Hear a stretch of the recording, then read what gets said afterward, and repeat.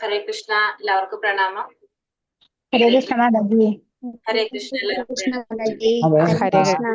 ഹരേ കൃഷ്ണ മാതാജി. ഹരേ കൃഷ്ണ, എല്ലാവർക്കും പ്രണാമം. ഹരേ കൃഷ്ണ. ഓം നമോ ഭഗവതേ വാസുദേവായ. ഓം നമോ ഭഗവതേ വാസുദേവായ. ഓം നമോ ഭഗവതേ വാസുദേവായ. ഓം അജ്ഞാനതിമിരാന്തസ്യ ജ്ഞാനാഞ്ജനാശലാകയേന ചക്ഷുരുന്മീലിതം യേന തസ്മൈ ശ്രീഗുരവേ നമഃ. നമോ വിഷ്ണുപാദായ കൃഷ്ണപ്രേഷ്ഠായ ശ്രീമതേ ഭക്തിവേദാന്ത സ്വാമിനിധി നാമിനേ. നമസ്തേ സാരസ്വതേ ദേവേ ഗൗരവാണി പ്രചാരിണേ നിർവിശേഷ ശൂന്യവാദി പാശ്ചാത്യ ദേശധാരിണേ. ജയ ശ്രീ കൃഷ്ണ ചൈതന്യ പ്രഭു നിത്യാനന്ദ ശ്രീ അദ്വൈത ഗദാധര ശ്രീവാസാദി ഗൗര ഭക്തവൃന്ദ. ഹരേ കൃഷ്ണ കൃഷ്ണ കൃഷ്ണ ഹരേ ഹരേ, ഹരേ രാമ രാമ രാമ ഹരേ ഹരേ. ഹരേ കൃഷ്ണ. ശ്രീ ശ്രീ രാധാ ഗോവിന്ദ ടെമ്പിൾ ഇസ്കോൺ മാംഗ്ലൂരിന്റെ 18 ദിവസത്തെ ഭഗവത്ഗീത ക്ലാസ്സിലേക്ക് എല്ലാവർക്കും സ്വാഗതം. ഹരേ കൃഷ്ണ. നിങ്ങൾക്ക് പ്രാർത്ഥന വിടണമെന്ന് പറഞ്ഞിട്ടുണ്ടായിരുന്നല്ലേ? ഞാനിപ്പോ ഇപ്പോഴെനിക്ക് ഓർമ്മ വന്നത്.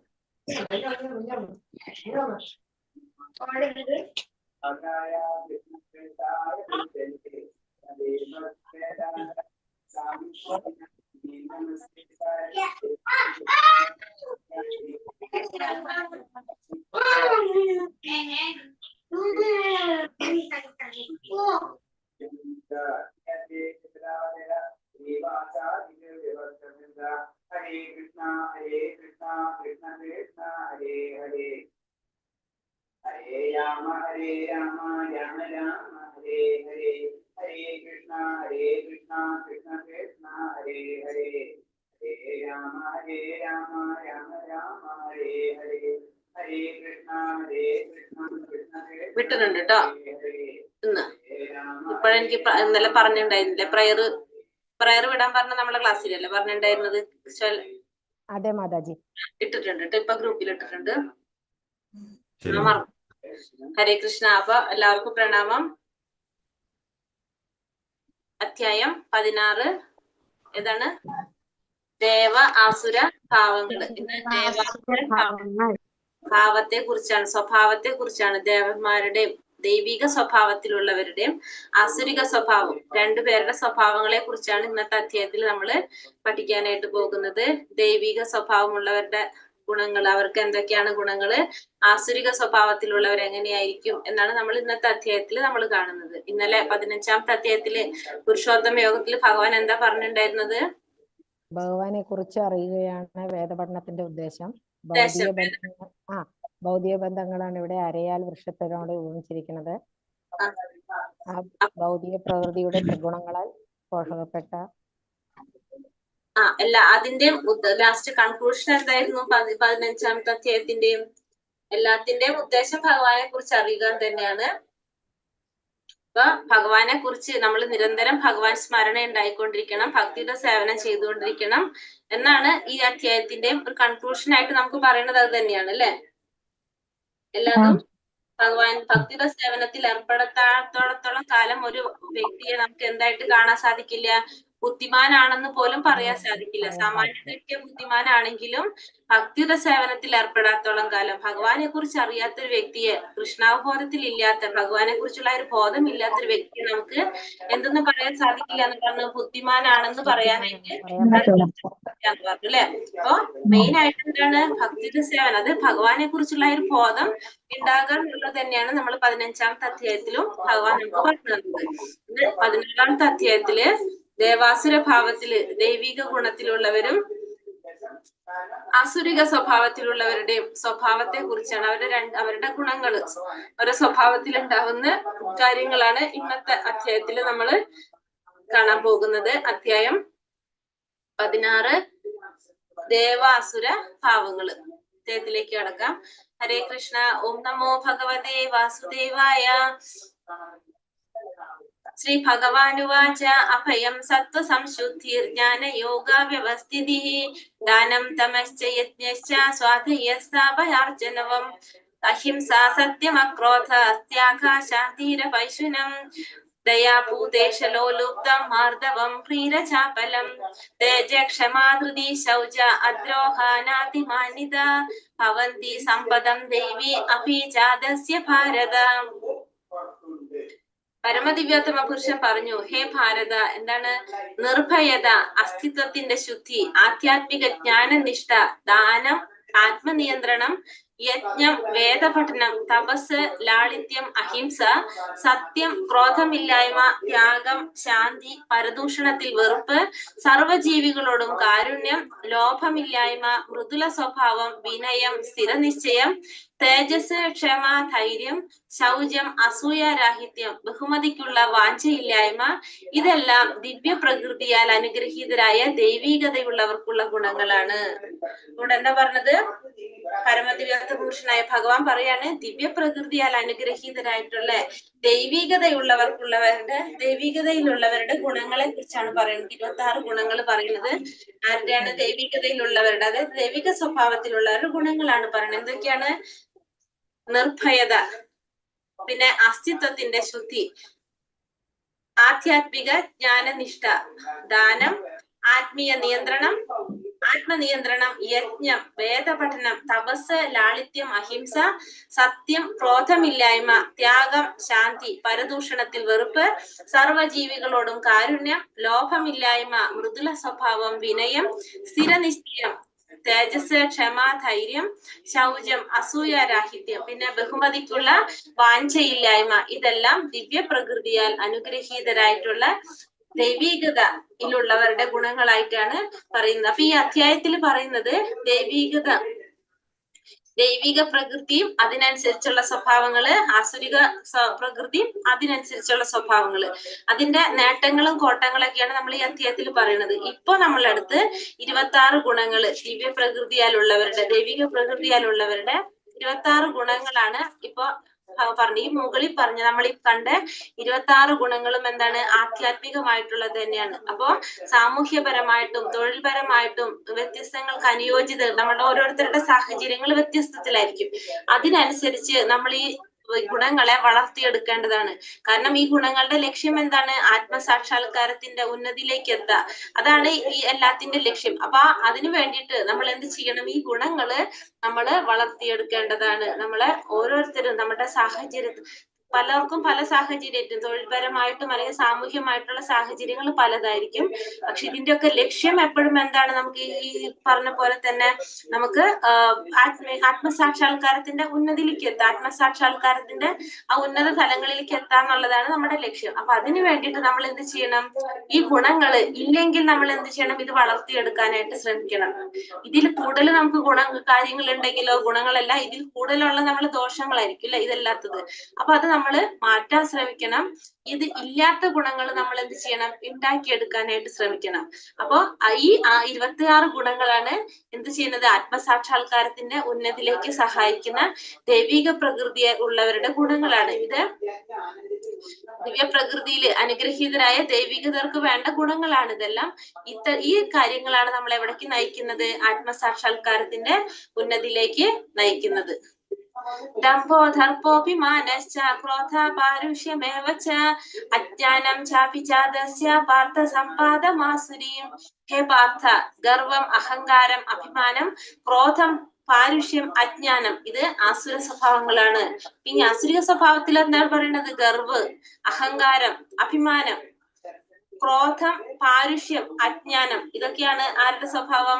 ആസുര സ്വഭാവത്തിലുള്ളവർ. അവര് മെയിൻ ആയിട്ട് നമുക്ക് പറയാം അജ്ഞാനികളായിരിക്കുന്നത്. ഈ അജ്ഞാനം കൊണ്ടാണ് ബാക്കിയൊക്കെ അവർക്ക് സംഭവിച്ചുകൊണ്ടിരിക്കുന്നത്. എപ്പോഴും അഹംഭാവികളായിരിക്കും. അവര് ചെറിയൊരു കാര്യം ഉണ്ടെങ്കിൽ തന്നെ അവര് വലിയൊരു രീതിയിൽ അവര് ചിന്തിക്കുന്നവരായിരിക്കും. അതായത് ഇപ്പൊ ചെറുതായിട്ട് സമ്പത്ത് ഉണ്ടെങ്കിലോ അല്ലെങ്കിൽ കുറച്ച് വിദ്യാഭ്യാസം ഉണ്ടെങ്കിലോ അവരെ വിചാരം എന്തായിരിക്കും? അവരെക്കാൾ ശ്രേഷ്ഠരായിട്ടുള്ള ആരും ഉണ്ടാവില്ല, അവരെ എല്ലാവരും ബഹുമാനിക്കണം എന്ന് ചിന്തിക്കുന്ന ഒരു കൂട്ടത്തിലുള്ളവരായിരിക്കും ആര്? അവരെല്ലാവരും ആദരിക്കണം, ബഹുമാനിക്കണം എന്നൊക്കെ വിചാരിക്കുന്നവരാണ് ഇത്തരത്തിലുള്ള ഈ അസുര സ്വഭാവികള്. നിസാര കാരണങ്ങൾ മതി അവരെന്താണ്? അവര് ദേഷ്യത്തിൽ വരാനായിട്ട്, മറ്റുള്ളവരെ ഉപദ്രവിക്കാനോ ചീത്ത പറയാനൊക്കെ നിസാര കാരണങ്ങൾ മതി. മറ്റുള്ളവരുടെ കുറിച്ച് ചിന്തിക്കാത്തവരായിരിക്കും ആര്? ഈ ആസുര സ്വഭാവത്തിലുള്ളവര്. ഈ ആസുരിക സ്വഭാവം ജന്മം എടുക്കുമ്പോ തന്നെ ഈ മാതാവിന്റെ ഗർഭത്തില് ആ ശരീരം ഉളവാകുമ്പോൾ തന്നെ ആർജിക്കുന്നതാണ് എന്ത്? ഈ ആസുരികമായിട്ടുള്ള സ്വഭാവങ്ങള്. അത് വളരും തോറും എന്ത് സംഭവിച്ചുകൊണ്ടിരിക്കുകയാണ്? ഈ ദുർഗുണങ്ങള് കൂടുതൽ കൂടുതൽ വെളിപ്പെട്ടുകൊണ്ടിരിക്കും. അപ്പൊ അത് ഇവിടെ ഭൗതിക പ്രകൃതിയിൽ വരുന്നതിന് മുന്നേ തന്നെ എന്തുണ്ടാവും? ഈ സ്വഭാവം മാതാവിന്റെ ഗർഭത്തില് ശരീരം എടുക്കുന്ന സമയം തൊട്ടേ തന്നെ ഈ ആസുര സ്വഭാവം അവരിൽ ഉണ്ടാകും. ആ ശരീരം വരും. അപ്പൊ അത് വളരുന്നതിനനുസരിച്ച് ആ ആസുരിക സ്വഭാവം എന്ത് ചെയ്തുകൊണ്ടിരിക്കുകയാണ്? അതും ഇങ്ങനെ കൂടുതൽ കൂടുതൽ വെളിപ്പെട്ടുകൊണ്ടേയിരിക്കും. ദൈവി സമ്പത്തി അത് ഈ പാരുഷ്യം കൊണ്ട് ഉദ്ദേശിക്കുന്നത് എന്താണ്? പാരുഷ്യം മറ്റേ 16-ാം അദ്ദേഹത്തിന്റെ 4-ാമത്തെ ശ്ലോകം പാരുഷ്യമേവ. രണ്ടാമത്തെ സ്വഭാവം, പരുക്ക സ്വഭാവം എന്നൊക്കെ പറയില്ലേ നമ്മള്? പരുക്കം, ഭയങ്കര റഫ് ആയിട്ടുള്ളത്.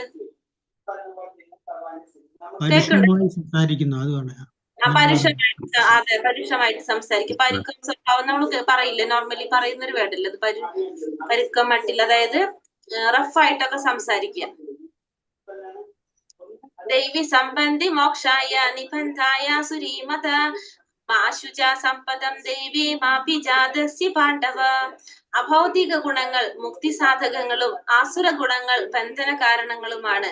പാണ്ഡുനന്ദന, ദൈവിക ഗുണങ്ങളോട് പിറന്നവനായതുകൊണ്ട് നീ ദുഃഖിക്കേണ്ട. അപ്പൊ അർജുനനോട് പറയാണ്, അർജുനൻ എങ്ങനെ പിറന്നവനാണ്? ദൈവിക ഗുണങ്ങളോട് പിറന്നവനാണ്. അതുകൊണ്ട് നീ ദുഃഖിക്കേണ്ട ആവശ്യമില്ല. അഭൗതിക ഗുണങ്ങൾ എന്താണ്? ഭൗതികതയ്ക്ക് പുറത്തുള്ള ഗുണങ്ങൾ നമുക്ക് മുക്തിക്ക് കാരണമാകുന്നതാണ്, മുക്തി സാധകങ്ങളാണ്.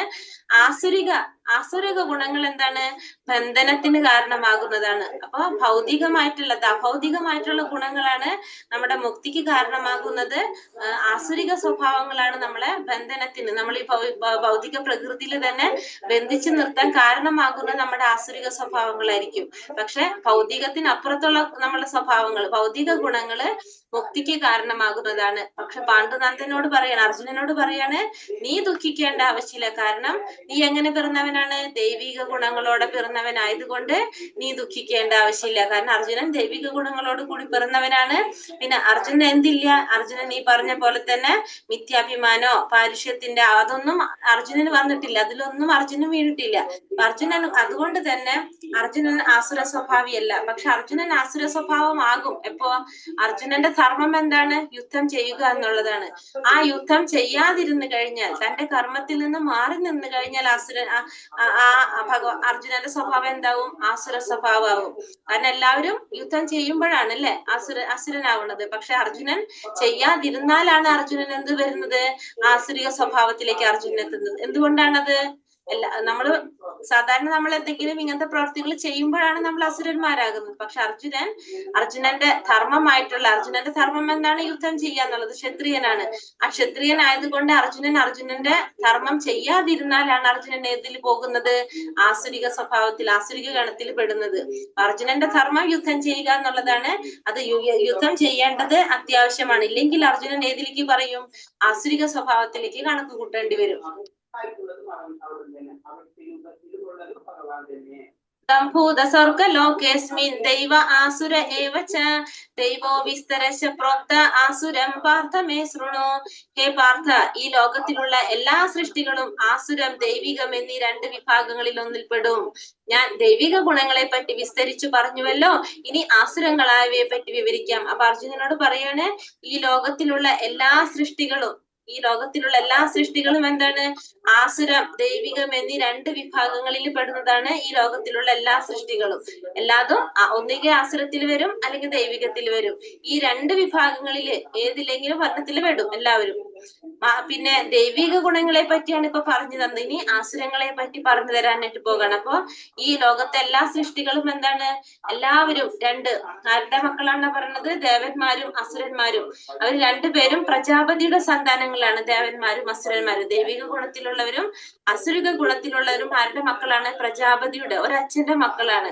അത് അമ്മമാര്, ഒന്ന് തിഥിയും ഒന്ന് അതിഥിയും. തിഥി എന്ന് പറഞ്ഞിട്ടുണ്ടെങ്കിൽ അസുരന്മാരുടെ അമ്മയാണ് തിഥി. അതിഥി എന്ന് പറയുന്നത് ദേവന്മാരുടെ അമ്മയാണ്.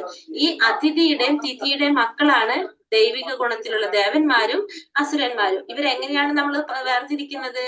ഈ വൈദ്യശാസ്ത്ര പ്രകാരം അല്ലെങ്കിൽ വൈദിക ഗ്രന്ഥങ്ങൾ അനുസരിച്ച് നിയന്ത്രണ ജീവിതം നയിക്കുന്നവരാണ് ആര്? ദേവന്മാര്. അതായത് നമ്മളെ ഗ്രന്ഥങ്ങളിലെ ശാസ്ത്രങ്ങളിലൊക്കെ പറയുന്ന പോലെ അതനുസരിച്ച് ആ ധർമ്മശാസ്ത്രത്തിന്റെ അടിസ്ഥാനത്തില് പ്രവർത്തിച്ച് ജീവിതം നയിക്കുന്നവരാരാണ്? ദേവന്മാര്. ഇതൊന്നും അനുസരിക്കാതെ ജീവിത നിയമങ്ങളൊക്കെ മറികടന്ന് തന്നിഷ്ടപ്രകാരം ജീവിക്കുന്നവരാണ് ആര്? അസുരന്മാര്, ആസുരിക സ്വഭാവത്തിലുള്ള. അപ്പൊ രണ്ടും ഒരച്ഛന്റെ മക്കൾ തന്നെയാണ്. ഒരു കൂട്ടര് വേദവിധി പ്രകാരം, വേദത്തിൽ പറഞ്ഞിരിക്കുന്ന പ്രകാരം ജീവിതം കൊണ്ടുപോകുന്നു. വേറൊരു കൂട്ടർ എന്താണ്? അത് ഒന്നും അനുസരിക്കാതെ തന്നിഷ്ടപ്രകാരം ജീവിക്കുന്നു. അപ്പൊ അവരാണ് ആസുരിക സ്വഭാവത്തിലുള്ളവര്. മറ്റവര് ദൈവികരെന്ന് നമുക്ക് പറയാനായിട്ട് സാധിക്കും.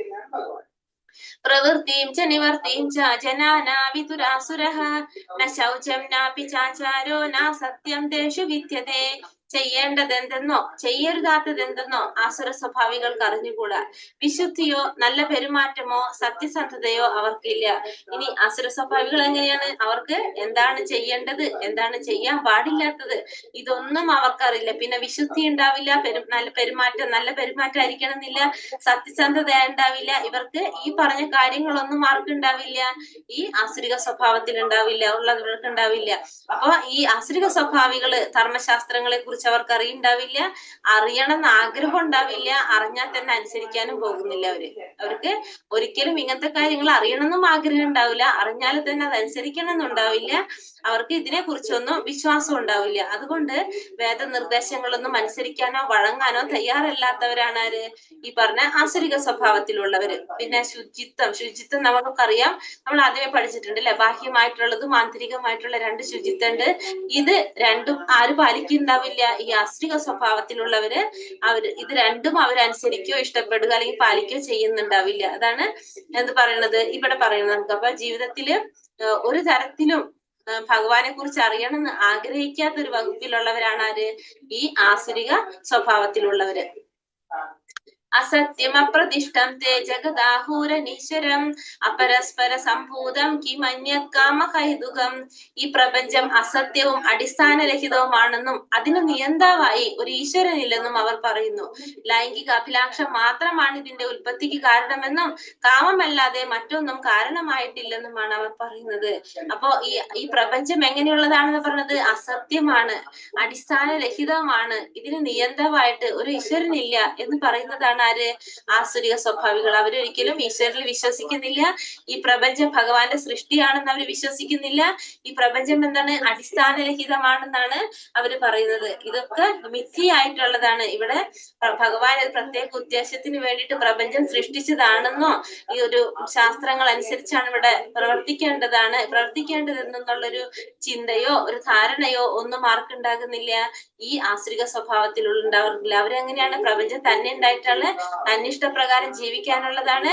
ഇവിടത്തെ എല്ലാത്തിന്റെയും കാരണം എന്താണ്? ലൈംഗികാഭിലാഷം മാത്രമാണ് ഇതിന്റെ ഉൽപ്പത്തിക്ക് കാരണം, കാമമല്ലാതെ മറ്റൊന്നും ഇതിന് കാര്യമായിട്ടില്ല എന്നാണ് ആര് ചിന്തിക്കുന്നത്? ഈ ആസുരിക സ്വഭാവികള് ചിന്തിക്കുന്നത്. അതായത് ഭഗവത്ഗീതയിൽ ഒരു വചനമുണ്ട്. ഏതാണ്? അയാധ്യേക്ഷേണ പ്രകൃതി ന്യായത്തെ സചരാചരം. അതായത് ഈ ഭൗതിക ലോകം എല്ലാം ഭഗവാന്റെ ആജ്ഞയ്ക്കാണ് അനുസരിച്ചാണ് പ്രവർത്തിക്കുന്നത്. എന്നാൽ ഈ ഭഗവത്ഗീതയിലെ ആ വചനം അതവര് വിശ്വസിക്കുന്നില്ല. അവര് എന്താണ്? ഈ പ്രപഞ്ച സൃഷ്ടിയെ കുറിച്ചോ ഭഗവാനെ കുറിച്ചോ ഒന്നും ആർക്കൊരു ധാരണയോ അറിവോ ഒന്നും ആർക്കില്ല. ഈ ആസുരിക സ്വഭാവികൾക്ക് ഇല്ലാന്ന് മാത്രമല്ല, അവരത് അറിയാനായിട്ട് ആഗ്രഹിക്കുന്നുമില്ല.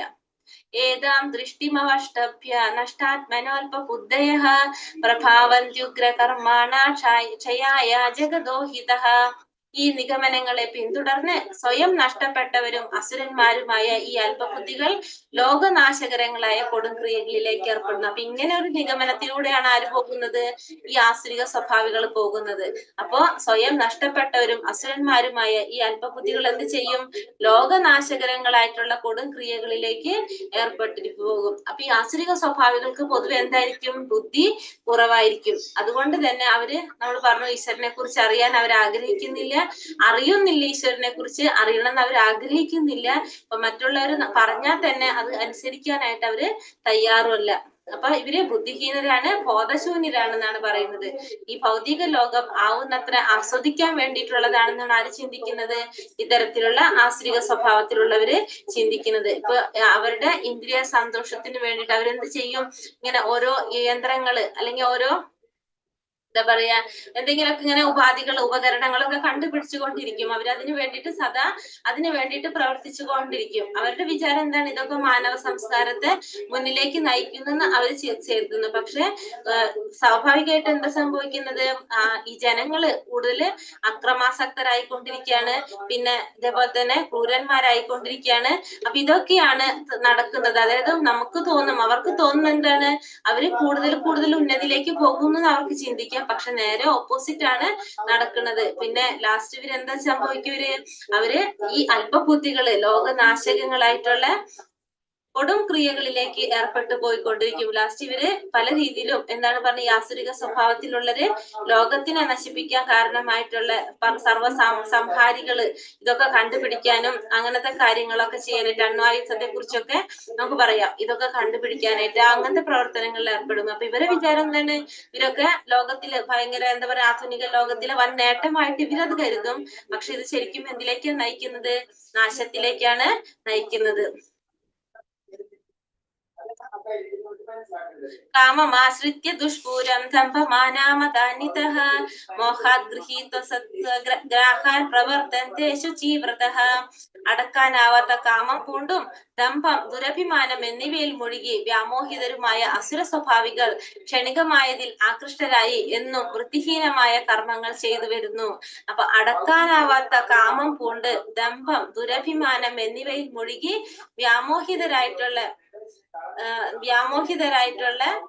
ആസുരിക സ്വഭാവികളെ ക്ഷണികമായതിൽ ആകൃഷ്ടരായി എന്നും എന്ത് ചെയ്തു വരാണ്? വൃത്തിഹീനമായിട്ടുള്ള കർമ്മങ്ങള് ചെയ്തു വരുന്നു. അപ്പൊ ആസുരിക സ്വഭാവത്തെ ആസുരന്മാരുടെ ഒരു മനോഭാവത്തെയാണ് നമ്മൾ ഇവിടെ കാണുന്നത്. എപ്പോഴും അവരെങ്ങനെയായിരിക്കും? അസംതൃപ്തരായിരിക്കും. അവരുടെ കാമം എപ്പോഴും ഒരിക്കലും തൃപ്തി വരാത്തതാണ്. കാരണം അവർ ആഗ്രഹങ്ങൾക്ക് ഒരിക്കലും എന്ത് സംഭവിക്കുന്നില്ല?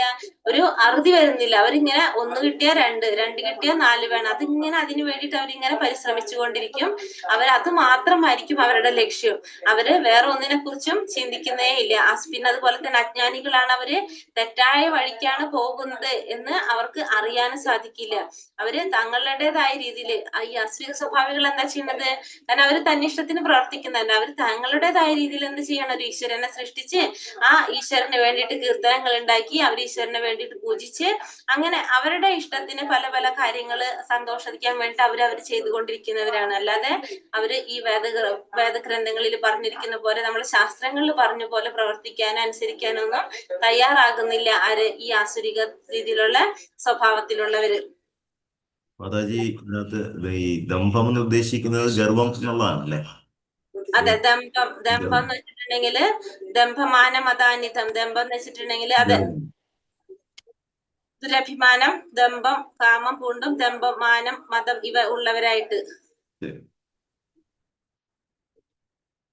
വൃത്തിഹീനമായിട്ടുള്ള കർമ്മങ്ങളൊക്കെ ചെയ്തു. അപ്പൊ ഈ ആസുരിക സ്വഭാവികൾ ചെയ്യുന്ന പ്രവർത്തനങ്ങൾ കൊണ്ട് അവർക്കും ഒരു ഗുണം ഉണ്ടാവില്ല. ചുരുക്കത്തില് മറ്റുള്ളവർക്കും ഒരു ഗുണം ഉണ്ടാവില്ല. അവർ ചെയ്യുന്ന എന്തൊരു പ്രവൃത്തി ചെയ്താലും അവർക്കും അതുകൊണ്ട് ഗുണം ഉണ്ടാവില്ല, മറ്റുള്ളവർക്കും ഗുണം ഉണ്ടാവില്ല. തിരിച്ച് സർവനാശത്തിനാണ് കാരണമാകുന്നത്. അവരുടെ നാശത്തിനും മറ്റുള്ളവരുടെ നാശത്തിനും കാരണമാകാണ് ശരിക്കും ആരുടെ പ്രവൃത്തികള്? ഈ ആസുരിക സ്വഭാവത്തിലുള്ളവരുടെ പ്രവൃത്തികൾ പറയുന്നത്. ഇവിടെ ഒരു കഥ പറയാണ്. ശരിക്കും കഥ എന്ന് വെച്ചിട്ടുണ്ടെങ്കിൽ ഈ ആസുര സ്വഭാവം കൊണ്ട് നമുക്ക് ഉണ്ടാകുന്ന, നമ്മൾ ഈ പറഞ്ഞില്ല, അവർക്കും ഒരു ഗുണം ഉണ്ടാവില്ല, പിന്നെ അതുപോലെ തന്നെ മറ്റുള്ളവർക്കും ഉണ്ടാവില്ല. മറ്റുള്ളവരും എന്തിനാണ്? അവരുടെ നാശത്തിന് അത് കാരണമായി തീരാണ് ഈ ആസുരിക സ്വഭാവം കൊണ്ട്. ദക്ഷ പ്രജാപതിയുടെ ഒരു കഥ പറയാണ്. അതായത് ദക്ഷൻ എന്ന് പറഞ്ഞ ഒരു പ്രജാപതിയുടെ കഥ. അതായത് നമ്മൾ പറയും ബ്രഹ്മാവിന്റെ മകനാണ് അല്ലെ ദക്ഷ പ്രജാപതി. അപ്പൊ ദക്ഷ പ്രജാപതി ബ്രഹ്മാവിന്റെ മകനാണ്. അപ്പൊ അതുകൊണ്ട് തന്നെ ഭയങ്കര അഹങ്കാരായിരുന്നു ആർക്ക്? ദക്ഷ പ്രജാപതിക്ക്. എല്ലാവരും തന്നെ ബഹുമാനിക്കണം, ഏത് സമയത്ത് എവിടെ ചെന്നാലും എല്ലാവരും തന്നെ ബഹുമാനിക്കണം എന്നുള്ളൊരു വിചാരമായിരുന്നു ആരുടെ? ദക്ഷ പ്രജാപതിയുടെ. അതിന്റെ അഹങ്കാരമൊക്കെ ആർക്കുണ്ടായിരുന്നു? പ്രജാപതി ആയിരുന്നു. അപ്പൊ അതിന്റെ കുറെ അഹങ്കാരങ്ങള് ആർക്കുണ്ടായിരുന്നു? പ്രജാപതിക്ക് ഉണ്ടായിരുന്നു, ദക്ഷനുണ്ടായിരുന്നു. അങ്ങനെ ദക്ഷ പ്രജാപതിയുടെ മകളാണ് സതീദേവി. സതീദേവിയുടെ നിർബന്ധപ്രകാരം സതീദേവി ആരെയാണ് വിവാഹം കഴിക്കുന്നത്? മഹാദേവനെയാണ് അല്ലെ?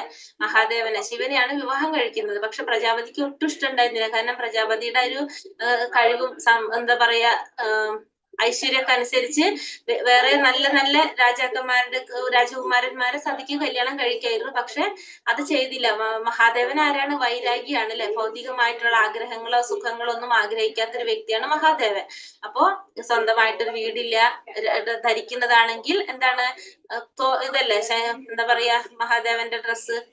സാധാരണ നമ്മളെ പോലത്തെ രാജാവിന്റെ ഡ്രസ്സല്ലല്ലോ ഒരു മഹാദേവൻ ധരിക്കുന്നത്. അപ്പൊ ഈ ഒട്ടും ആരും ഇഷ്ടമല്ല, മഹാദേവന് ഇഷ്ടമല്ല. പക്ഷെ മോളുടെ നിർബന്ധ പ്രകാരമാണ് വിവാഹം കഴിച്ചു കൊടുക്കുന്നത്. അങ്ങനെ ഒരു യജ്ഞം നടത്താണ്. ആ യജ്ഞത്തിൽ എല്ലാവരും ഉണ്ടാവും.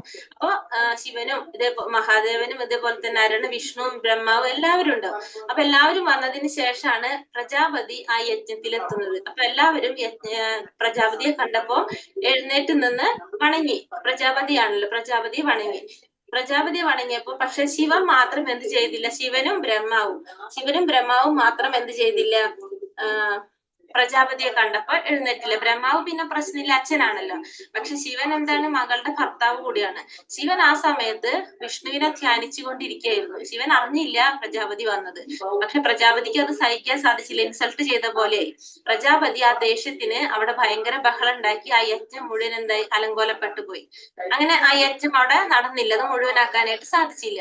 പിന്നീട് പ്രജാപതി തന്റെ വീട്ടില് ഒരു യജ്ഞം വെച്ചു. എല്ലാവരെയും ക്ഷണിച്ചു. ആരെ മാത്രം ക്ഷണിച്ചില്ല? മഹാദേവനെ മാത്രം ക്ഷണിച്ചില്ല. സ്വന്തം മകളെ മഹാദേവനെ മാത്രം ആരും ക്ഷണിച്ചില്ല. ദക്ഷ പ്രജാപതി ക്ഷണിച്ചില്ല. പക്ഷെ സതീദേവി കൈലാസത്തിൽ ഇരിക്കുമ്പോ എല്ലാവരും ഭയങ്കര സന്തോഷത്തിൽ ഒരുങ്ങി പോകുന്ന കണ്ടപ്പോ ചോദിക്കുകയാണ് എവിടെ പോകുന്നത്. അപ്പോ പറയാണ് ഇങ്ങനെ യജ്ഞം വെച്ച കാര്യം പറയുമ്പോ സതീദേവിക്ക് സങ്കടാവും. കാരണം സ്വന്തം അച്ഛനാണ്, സ്വന്തം വീട്ടിൽ ഇങ്ങനെ ഒരു കാര്യം ചെയ്യുമ്പോ തന്നോട് പറഞ്ഞില്ലല്ലോ എന്നുള്ളത്. പക്ഷെ എങ്കിലും ഭർത്താവിന്റെ അടുത്ത് വന്നിട്ട് പറയാണ്, നമുക്ക് അച്ഛൻ വിളിക്കേണ്ട ആവശ്യമൊന്നുമില്ലല്ലോ, നമ്മളുടെ വീടല്ലേ, നമുക്ക് പോകാലോ. സാധാരണ ഭാര്യമാര് പറയുന്ന പോലെ ഭർത്താവിനോട് പറയും. അപ്പൊ ശിവൻ പറയും പോകണ്ട, നമുക്ക് പോകണ്ടെന്ന് പറയും. അപ്പൊ പക്ഷെ സതി അത് സമ്മതിക്കില്ല. വേണ്ട, എനിക്ക് പോകാം, നമുക്ക് പോകാം, കാരണം നമ്മളെ അച്ഛനാണ്, നമ്മളെ കുടുംബാണ്, അവിടെ എന്തെങ്കിലും ഒരു കാര്യം വരുമ്പോ നമ്മളാണ് അവിടെ ഉണ്ടാവേണ്ടത് എന്നൊക്കെ പറഞ്ഞിട്ട് വഴക്കിട്ടിട്ട് സതി പോകാൻ ഒരുങ്ങാണ്. അപ്പൊ ലാസ്റ്റ് ശിവന് പിന്നെ തടയാൻ പറ്റില്ലല്ലോ. അങ്ങനെ സതീദേവിയുടെ കൂടെ ശിവന്റെ ഭൂതഗണങ്ങളെയും കൂടിയിട്ട് പറഞ്ഞയക്കും. അങ്ങനെ അവിടെ ചെന്ന് സതീദേവി നോക്കുമ്പോ യജ്ഞത്തിന് ശിഷ്ടം സമർപ്പിക്കില്ല. യജ്ഞശിഷ്ടം എല്ലാവർക്കും യജ്ഞശിഷ്ടം വച്ചിട്ടുണ്ട്. മഹാദേവന് മാത്രം യജ്ഞശിഷ്ടം വെച്ചിട്ടില്ല, ഒന്നുമില്ല, മഹാദേവന് മാത്രം. അപ്പൊ ഇത് കണ്ടപ്പോ സതീദേവിക്ക് ഭയങ്കര ദേഷ്യവും സങ്കടവും ഒക്കെ കൂടി വന്നു. പിന്നെ അത് മാത്രല്ല, അവിടെയുള്ള ഒരാളും, അമ്മയുണ്ട്, അനിയത്തിമാര്, ഇവരാരും സതീദേവിയെ ഒന്നും മൈൻഡ് പോലും ചെയ്യുന്നില്ല. കാരണം അച്ഛനെ പേടിച്ചിട്ട് ആരും ഇവരോട് സതീദേവിയോട് മിണ്ടാതെ നിൽക്കുകയാണ്. അപ്പൊ ഇതൊക്കെ കൂടി ആയപ്പോ സതീദേവിക്ക് ഭയങ്കര സങ്കടമായി. കാരണം തിരിച്ച് ഭർത്താവിന്റെ അടുത്ത് പോയിട്ട് പറയാൻ പറ്റില്ല, അവിടെ നിന്ന് തല്ലു പിടിച്ചിട്ടാണ് ഇങ്ങോട്ട് വന്നത് അല്ലെ. ഇനി തിരിച്ച് എന്താണെന്ന് ചെന്ന് പറയാ. അപ്പൊ അങ്ങനെ പ്രയാസത്തിൽ നിൽക്കുമ്പോ സതീദേവിക്ക് അങ്ങോട്ട് സഹിക്കാൻ പറ്റാണ്ട് സതീദേവി, മഹാദേവൻ ആരാണ്? ത്രിമൂർത്തികളിൽ ഒരുവനാണ് അല്ലെ മഹാദേവൻ. അപ്പൊ സതീദേവി ദക്ഷനോട് പറയാണ്, നീ എന്തൊരു മൂഢത്തരാണ് നീ ചെയ്തത്. കാരണം ശിവന് യജ്ഞശിഷ്ടം വെക്കാതെ നീ എന്താണ് ഈ ചെയ്യുന്നതെന്നൊക്കെ പറഞ്ഞിട്ട് അങ്ങനെ ഭയങ്കരമായിട്ട് അവിടെ ബഹളം ഉണ്ടാക്കാണ് സതീദേവി. അങ്ങനെ ലാസ്റ്റ് ഇങ്ങനെ ഒരു അപ്പൊ സതീദേവിയെ ശിവൻ എങ്ങനെയാ വിളിക്കുന്നത്? ദാക്ഷായണി എന്നാ വിളിക്കുന്നത്. ദക്ഷന്റെ പുത്രി ആയതുകൊണ്ട് കളിയാക്കിയിട്ട് ദാക്ഷായണി എന്നാണ് വിളിക്കാറ്. സതീദേവി പറഞ്ഞു, ഇനി നിങ്ങളെ മകളായിട്ട്, ദക്ഷന്റെ പുത്രിയായിട്ട് എനിക്ക് ജീവിച്ചിരിക്കാനായിട്ട് ആഗ്രഹമില്ല എന്ന് പറഞ്ഞിട്ട് സ്വയം യജ്ഞകുണ്ഡത്തില് ചാടി മരിക്കുകയാണ് ചെയ്യുന്നത്. ആര്? സതീദേവി.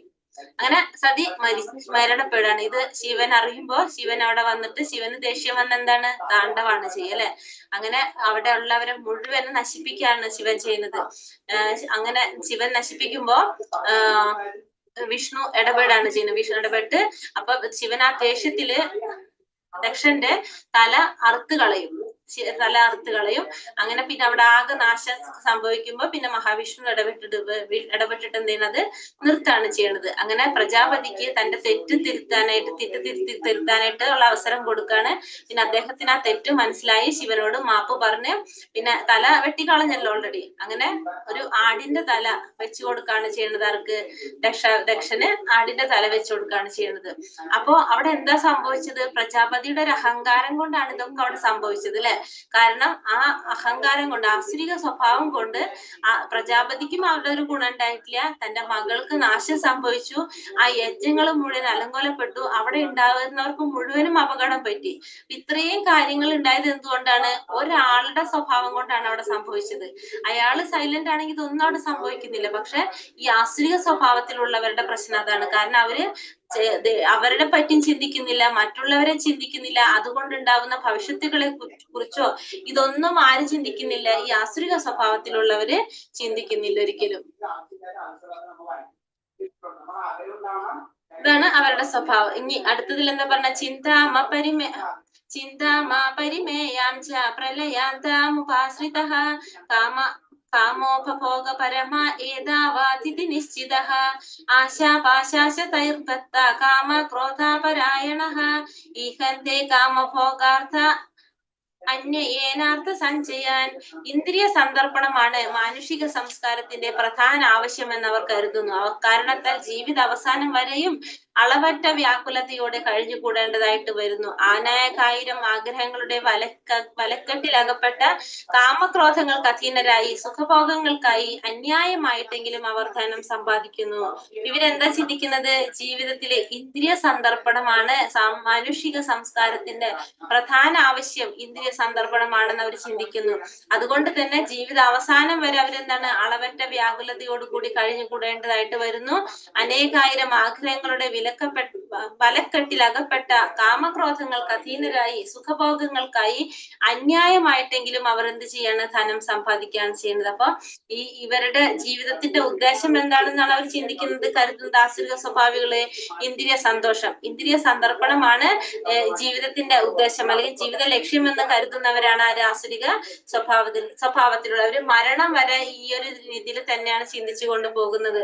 അപ്പൊ അല്ലാതെ മരണാന്തരത്തിൽ ഒരു ജീവിതം ഉണ്ടെന്ന്, ഇഹലോകത്തിൽ താൻ ചെയ്ത കർമ്മത്തിന്റെ ഫലം നമ്മൾ അനുഭവിക്കേണ്ടി വരുമെന്നോ വീണ്ടും ജനിക്കേണ്ടി വരുമെന്നോ ഒന്നും ആരും വിശ്വസിക്കുന്നില്ല. ഇത്തരക്കാരൊന്നും വിശ്വസിക്കുന്നില്ല. അവരുടേതായ രീതിയിൽ അവർ പരിപാടികൾ ആസൂത്രണം ചെയ്യും, അതിനനുസരിച്ച് അവര് ജീവിച്ചുകൊണ്ടിരിക്കും. ഇതിനൊരു അവസാനം അവരുടെ കാണുന്നില്ല. ആസുരിക സ്വഭാവത്തിലുള്ളവര് ഈശ്വരനിലോ തന്നിൽ തന്നെയുള്ള പരമാത്മാവിനെ അവർ വിശ്വസിക്കുന്നില്ല, ഭഗവാനിൽ വിശ്വസിക്കുന്നില്ല. എല്ലാവരുടെ ഹൃദയത്തിലും പരമാത്മാ രൂപത്തിൽ ഭഗവാൻ ഇരിക്കുന്നുണ്ട് എന്നുള്ളൊരു കാര്യത്തിലൊന്നും ആര് വിശ്വസിക്കുന്നില്ല? ഈ ആസുരിക സ്വഭാവത്തിലുള്ളവര് വിശ്വസിക്കുന്നില്ല. തന്റെ ഹൃദയത്തിൽ ഇരിക്കുന്ന പരമാത്മാവ് ഇതിനെല്ലാത്തിനും സാക്ഷിയാണെന്നോ ആര് ചിന്തിക്കുന്നില്ല? ഈ ആസുരിക സ്വഭാവത്തിലുള്ളവര് ചിന്തിക്കുന്നില്ല. പിന്നെ അവര് അന്യായമായിട്ടെങ്കിലും ധനം സമ്പാദിച്ചു കൊണ്ടേയിരിക്കുകയാണ്. എന്തിനു വേണ്ടിയിട്ടാണ്? അവരുടെ ആഗ്രഹങ്ങളുടെ വലക്കെട്ടിലായിരിക്കും അവരുണ്ടാവുക. അവർക്ക് നമ്മൾ പറഞ്ഞു എത്രയായാലും അവർക്ക് എന്തുണ്ടാവില്ല? സംതൃപ്തി ഉണ്ടാവില്ല. ഇനിയും ചെയ്യണം എന്നുള്ള തോന്നലായിരിക്കും. അപ്പൊ അവരതിനു വേണ്ടിയിട്ട് അന്യായമായിട്ടും ധനം സമ്പാദിച്ചു കൊണ്ടിരിക്കുന്നവരായിരിക്കും ഈ ആസുരിക സ്വഭാവത്തിലുള്ളവര്. ആസുരിക സ്വഭാവികൾ ഇങ്ങനെ വിചാരിക്കും. എങ്ങനെ വിചാരിക്കുന്നത്? ഇന്ന് എനിക്ക് ഇത്രയേറെ ധനമുണ്ട്, എന്റെ പദ്ധതികൾ അനുസരിച്ച് ഞാൻ ഇനിയും ധനം ആർജിക്കും. ഇത്രയും ധനം എനിക്ക് ഇപ്പോഴുമുണ്ട്, അത് ഭാവിയിൽ കൂടി വരികയും അയാൾ എന്റെ ശത്രുവാണ്, ഞാൻ അയാളെ കൊന്നു, ഇനിയുള്ള ശത്രുക്കളെയും ഞാൻ കൊല്ലും, ഞാൻ എല്ലാറ്റിന്റെയും ഉടമയാണ്, ഞാൻ സുഖിയാണ്, എല്ലാം തികഞ്ഞവനും ബലവാനും സന്തുഷ്ടനും സമ്പന്നനുമാണ് ഞാൻ, കുലീനരായ ബന്ധുക്കളുണ്ട് എനിക്ക്, എന്നോളം ശക്തിമാനും സന്തോഷവാനുമായി ആരുണ്ട്, ഞാൻ യാഗങ്ങൾ അനുഷ്ഠിക്കും, ദാനം ചെയ്യും, സന്തോഷിക്കും എന്നെല്ലാം ഓർത്ത് അവർ അജ്ഞാനത്താൽ വ്യാമോഹിതരാകുന്നു. അപ്പൊ ഇന്നെനിക്ക് എത്രയേറെ ധനമുണ്ട്, എന്റെ പദ്ധതികൾ അനുസരിച്ച് ഞാൻ ഇനിയും എന്ത് ചെയ്യും? ധനം ആർജിച്ചു കൊണ്ടിരിക്കും. ഇത്രയും ധനം എനിക്ക് ഇപ്പോഴുണ്ട്, അത് ഭാവിയിൽ കൂടി വരികയും ചെയ്യും. പിന്നെ ഇയാൾ എന്റെ ശത്രുവാണ്, ഞാൻ ഇയാളെ കൊന്നു, പിന്നെ ഇനിയുള്ളവരും ശത്രുക്കളാണെങ്കിൽ അവരെയൊക്കെ ഞാൻ കൊല്ലും, എല്ലാറ്റിന്റെയും ഉടമ ഞാനാണ്, എല്ലാത്തിന്റെ സുഖിയാണ്. അപ്പൊ അയാളുടെ വിചാരം എന്താണ്? ഈ ഭഗവാൻ ഈ ഭൗതിക ലോകം സൃഷ്ടിച്ചിരിക്കുന്നത് എനിക്ക് സുഖിക്കാൻ വേണ്ടിയിട്ടാണ്, എല്ലാത്തിന്റെ ഉടമ ഞാനാണ്, പിന്നെ ഞാൻ ബലവാനാണ്, ഞാൻ സന്തുഷ്ടനാണ്, എനിക്ക് കുറെ ബന്ധുക്കളുണ്ട്, എന്നോളം ശക്തിമാനും സന്തോഷവാനുമായിട്ട് ആരും ഉണ്ടാവില്ല, ഞാൻ യാഗങ്ങൾ അനുഷ്ഠിക്കുകയും ചെയ്യും, ദാനം ചെയ്യും.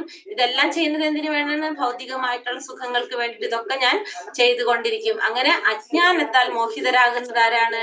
ഈ ആസുരിക സ്വഭാവികള് അജ്ഞാനം കൊണ്ട് മോഹിതരായിക്കൊണ്ടിരിക്കും. അനേക ചിത്ത വിഭ്രാന്ത മോഹജാല സമാവൃത പ്രസക്ത കാമഭോഗേഷു പതന്തി നരകേഷു ച. ഇങ്ങനെ പലവിധം ആകാംക്ഷകളിൽപ്പെട്ട് വലഞ്ഞും വ്യാമോഹത്തിന്റെ വലയിൽ കുടുങ്ങിയും ഇന്ദ്രിയ സുഖങ്ങളിൽ അത്യാസക്തരായി അവർ നരകത്തിൽ വീഴുന്നു. അപ്പൊ ഇവര് വീണ്ടും നരകത്തിൽ പോകുന്ന എന്തുകൊണ്ടാണ്?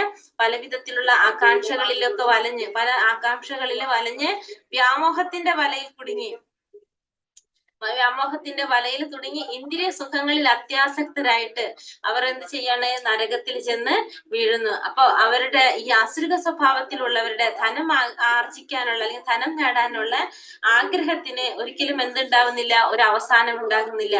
അപ്പൊ താൻ എത്രത്തോളം സ്വത്ത് ഉണ്ടെന്ന് വിചാരിച്ചാലും അവർക്ക് വീണ്ടും വീണ്ടും ഉണ്ടാക്കണം, അത് കൂടുതൽ കൂടുതൽ വർദ്ധിപ്പിക്കണം എന്നുള്ള ചിന്ത മാത്രമായിരിക്കും ആർക്കുണ്ടാവുന്നത്? ഇവർക്ക് ഉണ്ടാകുന്നത്. ആ ധനം നേടാനായിട്ട് എന്ത് അധാർമിക പ്രവർത്തനങ്ങൾ ചെയ്യാനും ഇവർക്ക് യാതൊരു മടി ഉണ്ടാവില്ല. നിയമവിരുദ്ധമായിട്ടുള്ള കൃഷ്ണ നിയമവിരുദ്ധമായ ഈ ആഗ്രഹം ശമിപ്പിക്കാനായിട്ട് അവർക്ക് കരിച്ചന്ത നടത്തുക. അതായത് ഏത് രീതിയിലും അവർക്ക് പണം സമ്പാദിക്കാനും അത് ഉപയോഗിക്കാനോ അതിനനുസരിച്ച് ചെലവാക്കി പണം സമ്പാദിക്കാൻ വേണ്ടിയിട്ട് ഏതറ്റം വരെ പോകാനും അവർക്ക് യാതൊരു വിധ മടിയോ തടസ്സമോ വിഷമമോ ഒന്നും ആർക്കുണ്ടാവില്ല? ഈ ആസുരിക സ്വഭാവത്തിലുള്ളവർക്ക് ഉണ്ടാവില്ല.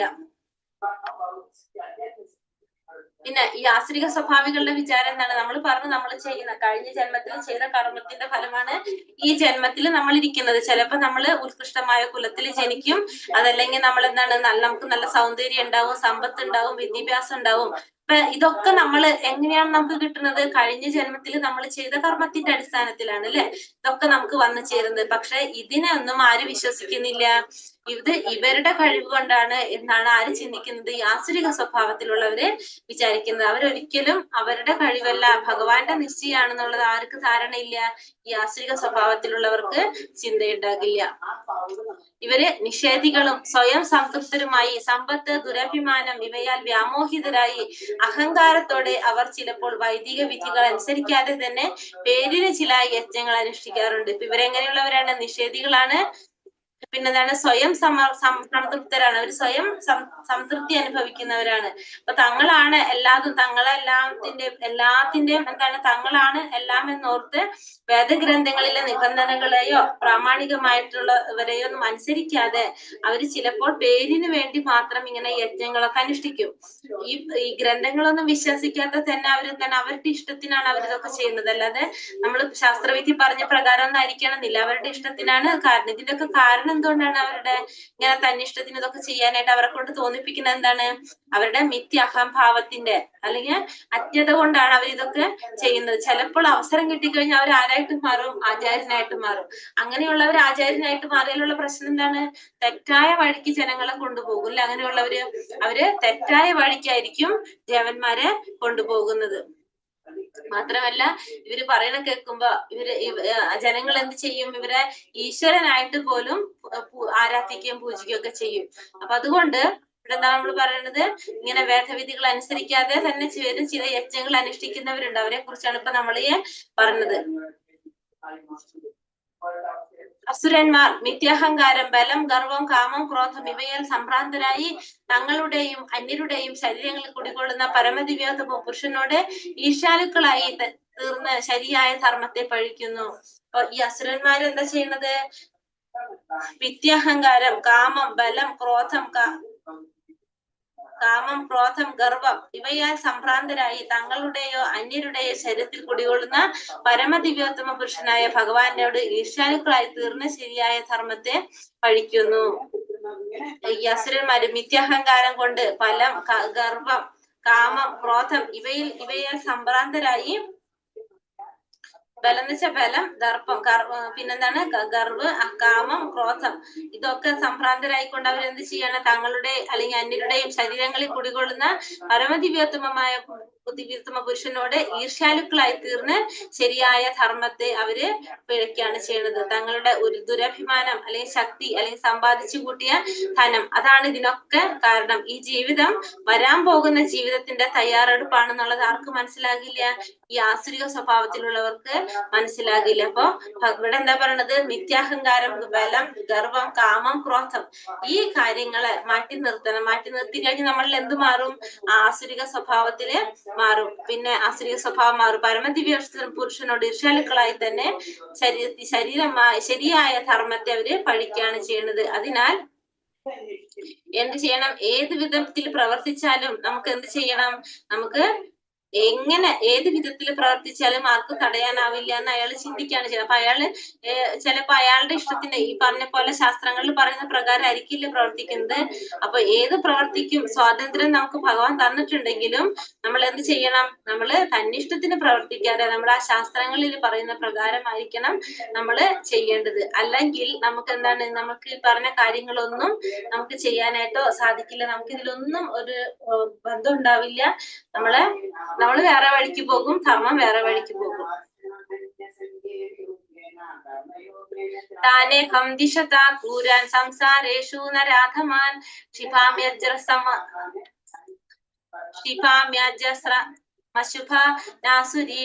യോനിഷു. ഈർഷ്യാലുക്കളും ദുർബുദ്ധികളുമായ ഈ മനുഷ്യാസമന്മാരെ,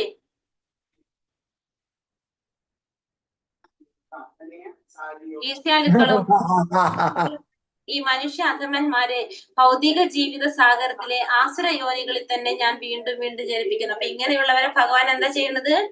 ഇങ്ങനെയുള്ള ദുർബുദ്ധികളായിട്ടുള്ള ഈർഷ്യാലുക്കളായിട്ടുള്ള ഈ അസുരന്മാരെ ഭഗവാൻ ഭൗതിക ജീവിത സാഗരത്തിലെ ആസുര യോനികളിൽ തന്നെ ഞാൻ വീണ്ടും വീണ്ടും പ്രവർത്തിക്കുന്നു. അപ്പൊ ഇങ്ങനെയുള്ളവരെ ഭഗവാൻ ആസുര യോനിയിൽ തന്നെ വീണ്ടും വീണ്ടും ജനിപ്പിക്കുകയാണ് ചെയ്യുന്നത്. കാരണം ഇവരെന്താണ്? ഇവർ തന്നിഷ്ടത്തിന് പ്രവർത്തിക്കുന്നവരാണ്.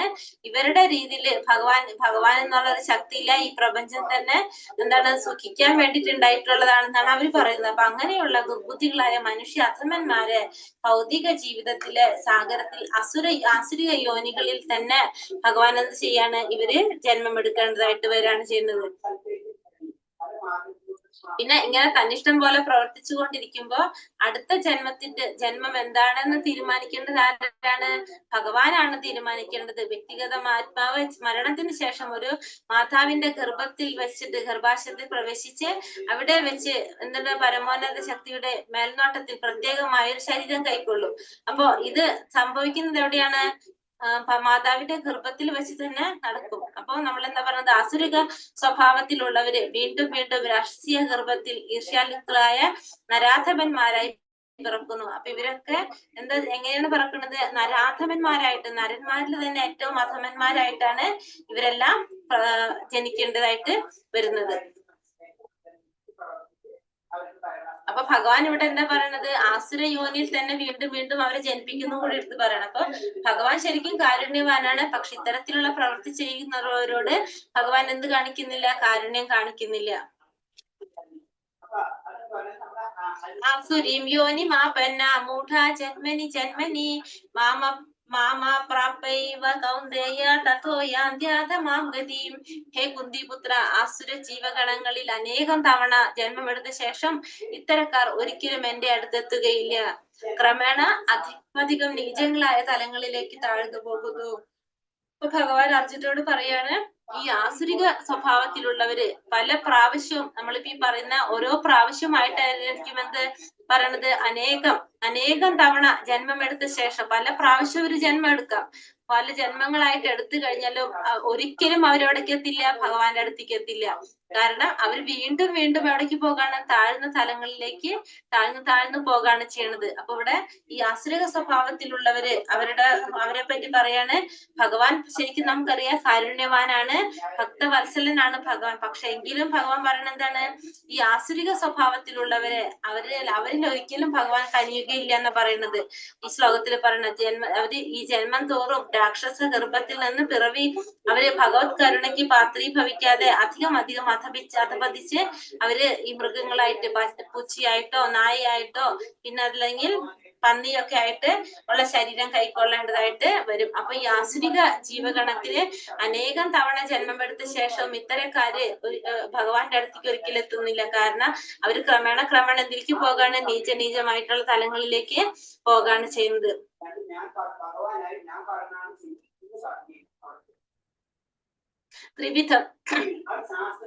ത്രിവിധം നരകസ്യേത്യം ദ്വാരം നാശാനമാത്മനഃ കാമക്രോധാസ്തഥാ ലോഭ തസ്മാ ലോഭ തസ്മാദേതത്രയം ത്യജേത്. നരകത്തിന് കവാടങ്ങൾ 3 ഉണ്ട്. ഏതൊക്കെയാണ്? കാമം, ക്രോധം, ലോഭം. ബുദ്ധിയുള്ള എല്ലാവരും ഇതിനെ ഉപേക്ഷിക്കണം. കാരണം അവ ആത്മാവിന്റെ അധപതനത്തിന് വഴിതെളിക്കുന്നു. അപ്പൊ നരകത്തിന് 3 കവാടങ്ങളാണുള്ളത്. ഏതൊക്കെയാണ്? കാമം, ക്രോധം, ലോഭം. ഈ 3 കാര്യങ്ങളാണ് എന്തിനുള്ളത്? 3 കവാടങ്ങളാണ് എന്തിന്? നരകത്തിനുള്ളത്. ഒന്ന് കാമം. കാമം എന്ന് വെച്ചിട്ടുണ്ടെങ്കിൽ നമ്മുടെ ആഗ്രഹങ്ങൾ. ക്രോധം നമുക്ക് ഉണ്ടാകുന്ന ദേഷ്യം. ലോഭം എന്ന് വെച്ചാലോ ധനം സമ്പാദിക്കാനുള്ള നമ്മുടെ ആഗ്രഹം. അതിനാണ് നമ്മൾ ലോഭം എന്ന് പറയുന്നത്. ഈ 3 കാര്യങ്ങൾ നമ്മൾ ഉപേക്ഷിച്ചു കഴിഞ്ഞാൽ നമുക്ക് നാശം ഉണ്ടാവില്ല, അധപതനം സംഭവിക്കില്ല. അതെല്ലാം ഈ 3 കാര്യങ്ങൾ നമ്മൾ ഉപേക്ഷിച്ചു കഴിഞ്ഞാല് ആത്മാവിന്റെ അധപതനത്തിന് വഴിതെളിക്കും. അപ്പൊ എന്തൊക്കെ മാറ്റേണ്ടത്? കാമം, ക്രോധം, ലോഭം. നമ്മള് കാമത്തിൽ നിന്ന് നമുക്ക് എന്താ സംഭവിക്കുന്നത്? ക്രോധം വരും, അത് നടന്നില്ലെങ്കിൽ. പിന്നെ നമുക്ക് എന്താണ്? കാമം ക്രോധാപി എന്താണ് ശ്ലോകം തന്നെ? സ്മൃതി ഭ്രംശ ബുദ്ധിനാശ പ്രണശ്യതി. ഫസ്റ്റത്തെ വരി എന്താണ്? ഓർമ്മയുണ്ടോ? ആർക്കെങ്കിലും ഓർമ്മയുണ്ടോ ശ്ലോകത്തിന്റെ? അറിയുണ്ടോ? നമ്മൾ പഠിച്ചില്ലേ? ഏത് അധ്യായത്തില? 2-ലല്ലേ പഠിച്ചത്? നമ്മുടെ ആഗ്രഹങ്ങൾ വരും. ആഗ്രഹത്തിൽ നിന്ന് കാമം, കാമത്തിൽ നിന്ന് ക്രോധം, ക്രോധത്തിൽ നിന്ന് സ്മൃതിഭ്രംശം, ബുദ്ധിനാശം, സർവനാശം. അങ്ങനെയാണ് സംഭവിക്കുന്നത്. ആ ശ്ലോകത്തിന്റെ മറന്നുപോയി. ഓർമ്മയുണ്ടോ ഫസ്റ്റത്തെ വരി? ക്രോധാത് ഭവതി സമ്മോഹ സ്മൃതിഭ്രംശാത് ബുദ്ധിനാശാത് പ്രണശ്യതി. ക്രോധത്തിൽ നിന്ന് സമ്മോഹം, അതിൽ നിന്ന് ഓർമ്മപ്പിഴവിൽ നിന്ന് ബുദ്ധിനാശത്തിൽ നിന്ന് സർവനാശം സംഭവിക്കുന്നു. അല്ലെ? കാമം, ക്രോധം. അതായത് അതിനു മുന്നത്തിൽ പറഞ്ഞ ഇന്ദ്രിയ വിഷയങ്ങളെ ഇതൊക്കെ സംഭവിക്കുന്നത് എങ്ങനെയാണ്? ഇന്ദ്രിയ വിഷയങ്ങളെ പറ്റി ചിന്തിച്ചുകൊണ്ടിരിക്കുമ്പോ. ഇന്ദ്രിയ വിഷയങ്ങളെ ചിന്തിച്ചുകൊണ്ടിരിക്കുമ്പോഴാണ് നമുക്ക് കാമം വരുന്നത്. ആസക്തിയിൽ നിന്ന് കാമം ഉണ്ടാവും, കാമത്തിൽ നിന്ന് ക്രോധം ഉണ്ടാവും. ഇപ്പോഴാണ് ഇന്ദ്രിയ വിഷയങ്ങളെ കുറിച്ച് ചിന്തിച്ചു കൊണ്ടിരിക്കുമ്പോ. ഈ ഇന്ദ്രിയ വിഷയങ്ങള് നമ്മൾ എന്താണ് പറയണത്?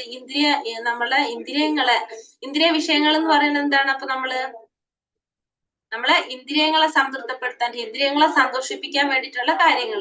അതിനെ പറ്റി ചിന്തിക്കുമ്പോഴാണ് നമുക്ക് ഈ കാമവും ക്രോധവും ഒക്കെ നമുക്ക് സംഭവിക്കുന്നത്. ഇത് എന്തിന് കാരണമായിട്ട് മാറാണ്? ആത്മാവിന്റെ അധപതനത്തിലേക്ക് വഴിതെളിയിക്കുകയാണ് ചെയ്യുന്നത്. അപ്പൊ ബുദ്ധിയുള്ള എല്ലാവരും എന്ത് ഉപേക്ഷിക്കണം? ഇതിനെ ഉപേക്ഷിക്കണം. അല്ലെങ്കിൽ നമ്മൾ ആത്മാവിന്റെ അധപതനത്തിലേക്ക് നമ്മളെ വഴി തെളിയിക്കുകയാണ് ചെയ്യുന്നത്. കാരണം ഇതൊക്കെ നമ്മൾ ചെയ്യുന്നത് എന്തിനായിരുന്നു? ഭഗവാന്റെ നാമം ജപിക്കണം എന്ന് പറയുന്നതും ഈ വർണ്ണാശ്രമ വ്യവസ്ഥകൾ ഉണ്ടാക്കിയിട്ടുള്ളത് ഇതൊക്കെ എന്തിനു വേണ്ടിയിട്ടാണ്? ആത്മസാക്ഷാത്കാരത്തിന് വേണ്ടിയിട്ടാണ് ഇതൊക്കെ ചെയ്തിരിക്കുന്നത്. അല്ലെ? അപ്പൊ ഇതൊന്നും സാധിച്ചില്ലെങ്കിൽ പിന്നെ അതെന്താ സംഭവിക്കുന്നത്? ആത്മാവിന്റെ സാക്ഷാത്കാരത്തിന് പകരം അധപതനത്തിലേക്കാണ് നമ്മളെ വഴിതെളിക്കുന്നത്. ഇതെല്ലാം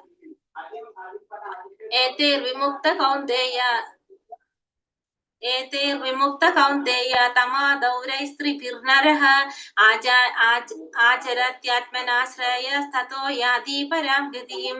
കുന്തിപുത്ര, ഈ 3 നരക ദ്വാരങ്ങളിൽ നിന്ന് രക്ഷ പ്രാപിച്ചവൻ ആത്മസാക്ഷാത്കാരത്തിന് ഒതുങ്ങുന്ന കർമ്മങ്ങൾ ചെയ്ത് ക്രമേണ പരമപദത്തിലെത്തുന്നു. അപ്പൊ കുന്തിപുത്രനോട് പറയണം, അർജുനോട് പറയുന്നത് എന്താണ്? ഈ 3 ദ്വാരങ്ങളിൽ നിന്ന് രക്ഷ പ്രാപിച്ചവൻ. ഏതാണ്? കാമം, ക്രോധം, ലോഭം. ഈ 3 കാര്യങ്ങളിൽ നിന്ന് രക്ഷ പ്രാപിച്ചു കഴിഞ്ഞാൽ ആത്മസാക്ഷാത്കാരത്തിന് ഒതുങ്ങുന്ന കർമ്മങ്ങൾ ചെയ്ത് ക്രമേണ ബ്രഹ്മപദത്തിലേക്ക് വരാനായിട്ട് സാധിക്കും. അപ്പൊ 3 കാര്യങ്ങളിൽ നമുക്ക് എന്തുണ്ടാവണം? രക്ഷ പ്രാപിക്കണം. ഏതൊക്കെയാണ്? കാമം, ക്രോധം, ലോഭം. അതിൽ നിന്ന് രക്ഷ പ്രാപിച്ചു കഴിഞ്ഞാൽ സ്വാഭാവികമായിട്ട് നമുക്ക് ആത്മസാക്ഷാത്കാരത്തിന് ഒതുങ്ങുന്ന കർമ്മങ്ങളൊക്കെ ചെയ്തുകൊണ്ട് ക്രമേണ പരമപദത്തിലേക്ക് വരാനായിട്ട് നമുക്ക് സാധിക്കും. മനുഷ്യൻ കാമം, ക്രോധം, ലോഭം എന്നീ 3 ശത്രുക്കളെ പറ്റി കരുതലോടെ ഇരിക്കണം. ഒരാൾ കാമക്രോധ ലോഭങ്ങളിൽ നിന്ന് എത്ര ഒഴിഞ്ഞു നിൽക്കുന്നുവോ അത്രത്തോളം അയാളുടെ ജീവിതം പരിശുദ്ധമായി തീരും. പിന്നെ വൈദിക സാഹിത്യങ്ങളിൽ പറയുന്ന നിയമനിബന്ധനകളെ അയാൾക്ക് അനുസരിക്കാൻ കഴിയും. മനുഷ്യ ജീവിത നിയന്ത്രണത്തിലുള്ള ഈ പ്രമാണങ്ങളെ സ്വീകരിച്ചുകൊണ്ട് ക്രമേണ ആധ്യാത്മിക ഉന്നതിയിലേക്കായി ഉയരാനായിട്ട് സാധിക്കും. ഇങ്ങനെ കൃഷ്ണാവബോധം വരെ എത്താൻ ഭാഗ്യമുണ്ടായവന് വിജയം സുനിശ്ചിതം തന്നെയാണ്. അപ്പൊ മനുഷ്യൻ എന്ത് ചെയ്യണം? കാമം, ക്രോധം, ലോഭം ഈ 3 ശത്രുക്കളാണത്. അതിലായിട്ട് നമ്മൾ കരുതലോടെ ഇരിക്കണം. ഒരാൾ കാമക്രോധ ലോഭങ്ങളിൽ നിന്ന് എത്ര എത്രത്തോളം ഒഴിഞ്ഞു നിൽക്കുന്നുവോ അത്രത്തോളം അയാളുടെ ജീവിതം എങ്ങനെയായിരിക്കും? പരിശുദ്ധമായി കൊണ്ടിരിക്കും. അപ്പൊ കാമക്രോധ ലോഭങ്ങളിൽ നിന്ന് എത്രത്തോളം നമ്മൾ ഒഴിഞ്ഞു നിൽക്കുമോ അത്രത്തോളം നമ്മുടെ ജീവിതം പരിശുദ്ധമായി കൊണ്ടിരിക്കും. പിന്നെ വൈദിക സാഹിത്യങ്ങളിൽ പറയുന്ന നിബന്ധനകളെ അയാൾക്ക് അനുസരിക്കാനായിട്ട് കഴിയും. അപ്പൊ ഇതൊക്കെ ചെയ്തു കഴിഞ്ഞാൽ തന്നെ നമ്മൾ വൈദികമായിട്ടുള്ള ഗ്രന്ഥങ്ങളിൽ പറഞ്ഞിരിക്കുന്ന തരത്തിലുള്ള നിയമനിബന്ധനകൾ അനുസരിക്കാനായിട്ട് അയാൾക്ക് സാധിക്കും. മനുഷ്യ ജീവിത നിയന്ത്രണത്തിലുള്ള ഈ പ്രമാണങ്ങളെ അനുസരിച്ചു കൊണ്ടുള്ള ക്രമേണ ആധ്യാത്മിക ഉന്നതിയിലേക്ക് ഉയരാനായിട്ട് സാധിക്കും. അപ്പൊ ഇതൊക്കെ നമ്മൾ അനുസരിച്ച് കഴിഞ്ഞാൽ നമുക്ക് ക്രമേണ നമുക്ക് എവിടേക്ക് ഉയരാൻ സാധിക്കും? നമുക്ക് ആധ്യാത്മിക ഉന്നതിയിലേക്ക് ഉയരാനായിട്ട് സാധിക്കും. ഇങ്ങനെ കൃഷ്ണാവബോധം വരെ എത്താൻ ഭാഗ്യമുണ്ടായി അവൻ എന്താണ്? വിനയം സുനിശ്ചിതമായിരിക്കും പറയാനായിട്ട് സാധിക്കും. യാ ശാസ്ത്രാവിധി മുത്സൃജ്യ വർത്തതേ കാമകാരത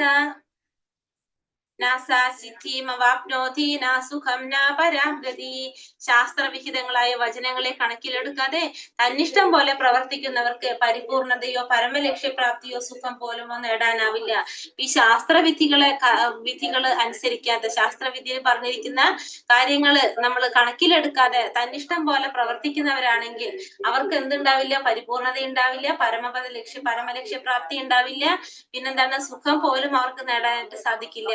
എങ്ങനെയുള്ളവർക്കാണ്? ശാസ്ത്രവിഹിതങ്ങളായ വചനങ്ങളെ കണക്കിലെടുക്കാതെ തന്നിഷ്ടം പോലെ പ്രവർത്തിക്കുന്നവർക്ക് പരിപൂർണത ഉണ്ടാവില്ല, പരമലക്ഷ്യപ്രാപ്തി ഉണ്ടാവില്ല, സുഖം പോലും അവർക്ക് നേടാനായിട്ട് സാധിക്കില്ല. ഇവിടെ എന്താ നമ്മൾ കാണുന്നത്? ഇവിടെ ഫസ്റ്റത്തെ പിക്ചറിൽ നമ്മൾ എന്താ കാണുന്നത്? ഫസ്റ്റത്തെ പിക്ചറില് രണ്ട് ലോകങ്ങൾ തമ്മിൽ അല്ലെ, അസുരന്മാരും ദേവന്മാരും തമ്മില് നമ്മൾ സത്യയുഗത്തില് അസുരനും ദേവനും തമ്മിലാണ് അവിടെ എന്ത് നടക്കുന്നത്? യുദ്ധം നടക്കുന്നത്. അതായത് ഭൂമിക്ക് മുകളിലും ഭൂമിക്ക് താഴെ, അങ്ങനെ ആസുരിക സ്വഭാവം നമ്മൾ പറഞ്ഞ എല്ലാവരിലും ഉണ്ടെന്നല്ലേ. അപ്പൊ ഈ ആസുരിക സ്വഭാവത്തിലുള്ള അസുരനും ദേവനും തമ്മിലാണ് ഇവിടെ യുദ്ധം നടക്കുന്നത്. അതായത് സത്യയുഗത്തില് ഭൂമിക്ക് മുകളിലും ഭൂമിക്ക് താഴെയും അങ്ങനെയാണ് എവിടെ നടക്കുന്നത്? ഇവിടെ യുദ്ധം നടക്കുന്നത്. രണ്ടാമത് ത്രേതായുഗമായപ്പോ എന്തായി? ത്രേതായുഗമായപ്പോ ഒരു ലോകത്തിലെ തന്നെ രണ്ട് രാജ്യങ്ങൾ തമ്മില്, ശ്രീരാമന്റെ അയോധ്യയും പിന്നെ രാവണനും അല്ലെ, ശ്രീരാമനും രാവണനും തമ്മിലാണ് ഇവിടെ യുദ്ധം നടക്കുന്നത്. അതായത് എങ്ങനെയാണ്? എന്താ പറയാ, ഒരേ ലോകത്ത് തന്നെ രണ്ട് രാജ്യങ്ങളുള്ളത് തമ്മിലായി യുദ്ധം. എവിടെ വന്നപ്പോള്? ത്രേതായുഗം വന്നപ്പോ. അത് കഴിഞ്ഞിട്ട് ദ്വാപരയുഗം വന്നപ്പോഴെന്തായി? ഒരേ കുടുംബത്തിലെ രണ്ട് വ്യക്തികൾ തമ്മിലായി യുദ്ധം. പാണ്ഡവരും കൗരവരും. അവര് ഒരേ കുടുംബത്തിലെ വ്യക്തികളാണ്. അപ്പൊ പാണ്ഡവരും കൗരവരും ഒരേ കുടുംബത്തിലെ വ്യക്തികൾ തമ്മിലായിട്ടായി യുദ്ധം. അപ്പൊ കലിയുഗത്തിൽ എങ്ങനെയാണ് വരുന്നുണ്ടാവുക? കലിയുഗത്തിൽ എങ്ങനെയാണ്? സത്യയുഗത്തില് രണ്ട് ലോകങ്ങളായിരുന്നു. ത്രേതായുഗം വന്നപ്പോ രണ്ട് രാജ്യങ്ങളായി. പിന്നെ എന്താണ്? ദ്വാപരയുഗം വന്നപ്പോ ഒരു വ്യക്തി ഒരു കുടുംബത്തിലെ തന്നെ രണ്ട് വ്യക്തികളായി. ഇനി കലിയുഗത്തിൽ വരുമ്പോ എങ്ങനെയായിരിക്കും യുദ്ധം വരുന്നത്? എങ്ങനെയാണ് വരുന്നത് കലിയുഗത്തില്?